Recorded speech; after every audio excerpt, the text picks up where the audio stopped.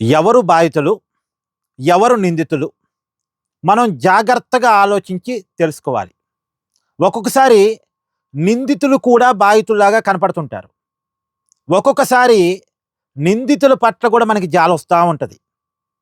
ఒక నిందితుడు ఒక కేసులో అరెస్ట్ అయినప్పుడు అతన్ని ప్రభుత్వం పదే పదే ఇబ్బంది పెడుతుందనుకోండి.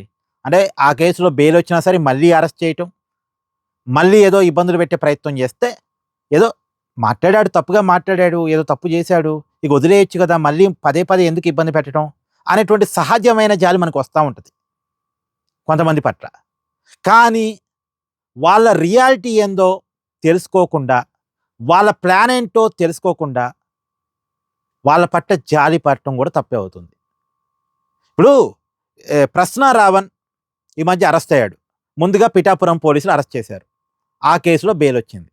తర్వాత కాకినాడ సర్పవరం పోలీసులు అరెస్ట్ చేశారు. ఆ అంటే పిఠాపురం కేసులో బెయిల్ రాగానే సర్పవరంలో ఉన్న మరో కేసులో ఈ 'ప్రశ్న రావణ్‌ని' అరెస్ట్ చేశారు. ఆ కేసులో కూడా బెయిలొచ్చింది. తర్వాత మచిలీపట్నం పోలీసులు అరెస్ట్ చేశారు. ఇప్పుడు ఏమవుద్దని చూడాలి. ఇప్పటికైతే ఇంకా అప్డేట్ లేదు. మచిలీపట్నం పోలీసులు అరెస్ట్ చేశారు. అయితే చాలామంది మాట్లాడే మాటేందంటే, ఏదో తప్పుగా మాట్లాడాడు, అరెస్ట్ చేశారు గదా! మళ్ళీ తప్పుగా మాట్లాడాడని పదే పదే వేరు వేరు పోలీస్ స్టేషన్‌లో అరెస్ట్ చేయటం ఎందుకు? అని అతని పట్ల కొంత జాలిని, కొంత దయని చూపిస్తున్నారు. పైగా అతను మాట్లాడిన మాటని ఖండిస్తున్నారు. కానీ పదే పదే అరెస్ట్ చేయటాన్ని ఖండిస్తున్నారు. కానీ ఇవాళ కొన్ని సంచలన విషయాలు బయటకొచ్చాయి. ఈ జడా శ్రవణ్ కుమార్ అంటే ఈ 'ప్రశ్న రావణ్‌తో' పాటు ఏలూరు సభలో అక్కడే మాట్లాడింది, వీళ్ళంతా అక్కడే మాట్లాడింది. అక్కడే సంబంధించిన కేసులు ఇవన్నీ గూడా. ఆ ఏలూరు సభకు ముందు జరిగిన ఒక కుట్ర, వేసుకున్న ఒక ప్లాను ఇప్పుడు బయటకొచ్చింది. వీళ్ళు ఏలూరు సభలో కావాలని ప్రభుత్వాన్ని రెచ్చగొట్టేలా, వీళ్ళు అరెస్టు కావటానికి అవకాశం ఉండేలా వీళ్ళు మాట్లాడాలి అనుకున్నారు, మాట్లాడారు. అంటే అరెస్టు కావాలనే వీళ్ళు అలా మాట్లాడారు. ఇప్పుడు ఆ విషయాలే మహాసేన రాజేష్ ఇవాళ బయట పెట్టాడు. ఆడియోతో సహా బయట పెట్టాడు. వీళ్ళు కావాలనే, కుట్ర చేద్దామనే, ప్లాన్ చేసుకొనే మాట్లాడారు. ఇప్పుడు దళిత క్రిస్టియన్ శంఖారామన్ సభకు పేరు పెట్టారండి. అంటే అక్కడ ఒక మతాన్ని గ్యాదర్ చేశారు. అక్కడ వీళ్ళు మాట్లాడారు.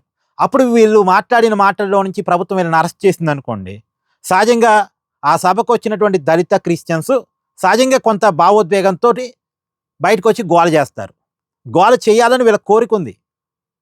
గోల చేయాలనేది వీళ్ళ ప్లాన్‌లో భాగం. గోల చేసే దాంట్లో నుంచి ఇప్పుడు వీళ్ళ వీళ్ళ మనుషులు దూరతారు. ఆ గోలలోకి దూరతారు. దూరి బస్సులు, రైల్లో తగలబెడతారు.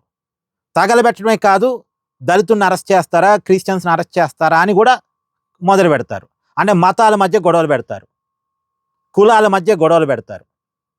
ఇదంతా ప్లాను, చేసుకున్న ప్లాన్. ఇప్పుడు దానికి సంబంధించిన ఆడియో లీక్ అయింది బయటికి. గతంలో 2019 ముందు కాపు ఉద్యమంలోకి దూరి కొంతమంది చేసినటువంటి పని వల్ల, తూనీలో రైలు తగలబెట్టిన ఘటన వల్ల ఎలాంటి ఘర్షణ జరిగిందో ఇప్పుడు అలాంటి ఘర్షణ క్రియేట్ చేయడానికి ప్లాన్ జరిగింది. గతంలో నేను వినేవాడినండి, నాకు తెలీదు గానీ, వైఎస్ రాజశేఖర రెడ్డి గారు పాత బస్తీలో మతాల మధ్య గొడవలు పెట్టడానికి ప్రయత్నం చేశాడు, తనకి పదవి కోసం అని చెప్పేసి గతంలో నేను విన్నా ఎక్కడో. అది నిజమో కాదో నాకు కరెక్ట్‌గా తెలవదు. కానీ ఇప్పుడు జగన్మోహన్ రెడ్డి అయితే మాత్రం చాలా క్లియర్‌గా తన రాజకీయ అవసరాల కోసం కులాల మధ్య, మతాల మధ్య గొడవలు పెట్టడానికి తీవ్రంగా ప్రయత్నం చేస్తున్నాడు. ఇటాంటోళ్ళని ఉపయోగించుకుంటున్నాడు. ఇప్పుడు వీళ్ళు చేస్తున్న పనుల్లో అదే. మతాల మధ్య గొడవ పెట్టాలి, కులాల మధ్య గొడవలు పెట్టాలి.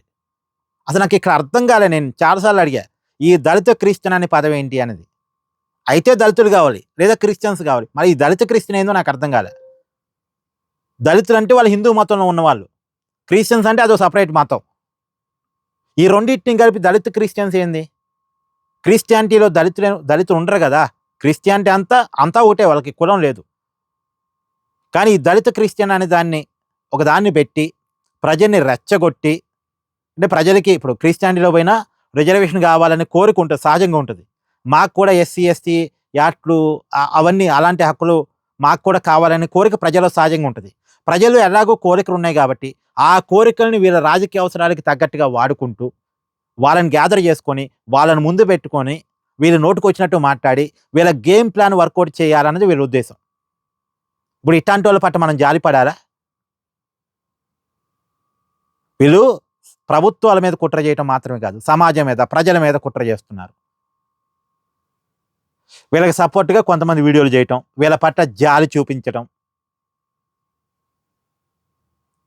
ఇప్పుడు భావ ప్రకటన స్వేచ్ఛ ఉండే మాట వాస్తవం, కానీ ఆ పేరుతో నోటుకొచ్చినట్టు మాట్లాడకూడదు. స్వేచ్ఛ ఉండే మాట వాస్తవం. స్వేచ్ఛ ఉంది కదా అని చెప్పేసి రోడ్డు మీద బట్టలు ఇప్పుకొని తిరిగితే, ఇష్టం వచ్చిన బట్టలు వేసుకోవచ్చు, కానీ బట్టలు ఇప్పుకొని తిరిగితే, ఇప్పుడు ప్రజాస్వామ్యం బట్టలు ఇప్పదీస్తున్నారు వీళ్ళంతా. ఇదంతా దేనికోసం జరుగుతుంది? జగన్ సీఎం కుర్చీలో కూర్చోబెట్టడం కోసం. ఈ కూటమి ప్రభుత్వ పరిపాలనలో కులాల మధ్య, మతాల మధ్య కొట్టాట్లు పెట్టడం కోసం, దాని ద్వారా పెట్టుబడులు ఆపడం కోసం, దాని ద్వారా ఉద్యోగాల క్రియేషన్ ఆపడం కోసం. పెట్టుబడులు ఆపాలి, పరిశ్రమలు రాకుండా చేయాలి, ఉద్యోగాలు క్రియేట్ కాకుండా చేయాలి. మొత్తంగా కూటమి పరిపాలన ఒక ఫెయిల్ అన్నట్టుగా నిరూపించాలి. ప్రజల మధ్య ఘర్షణలు పెట్టాలి, అంటే మతాల మధ్య, కులాల మధ్య ఘర్షణ పెట్టాలి. దాంట్లో నుంచి జగన్మోహన్ రెడ్డి గారు చలి కాచుకొని అధికారంలోకి రావాలి.